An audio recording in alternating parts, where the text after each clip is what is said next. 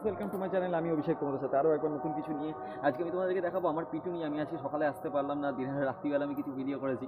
তো এই পিটু নিয়ে আমার টবে এবং ইভেন ফুলটা তোমরা দেখতেই পাচ্ছ, পুরো টব পুরো ভর্তি হয়ে রয়েছে, ইভেন টবের বাইরে চলে গেছে ফুল পুরো। তো এখানে আরও পুরো কুড়ি ভর্তি হয়ে রয়েছে চতুর্দিকে।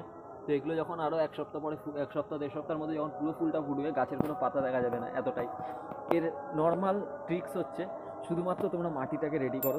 মাটিটাকে যত ভালোভাবে তোমরা রেডি করতে পারবে তত সুন্দরভাবে গাছ হবে। মাটি কিচ্ছু নয়, 60% মাটি নিতে হবে, 30% তোমাকে ভার্মি কম্পোস্ট, এই 20% ভার্মি কম্পোস্ট, আর তার সাথে তোমার 20% গোবর সার। সিম্পলি মাটি রেডি করো, আর তারপরে মাসে একবার করে, গাছ ধরে যাওয়ার পরে মাসে একবার করে শিংকুচি, হাড় গুঁড়ো, নিমখোল, সর্ষের খোল, বাদাম খোল, এই কটা জিনিস তোমরা দিলে গাছে সেম ফুল পাবে, সেম একই রকমের কন্ডিশনে তোমাদের গাছ থাকবে। আশা করি সবার ভালো লেগেছে। ভালো লাগলে চ্যানেলটাকে সাবস্ক্রাইব এবং শেয়ার করে দিও। আমি নতুন ভিডিও নিয়ে আবার কালকে তোমাদের সাথে আসছি। Thank you.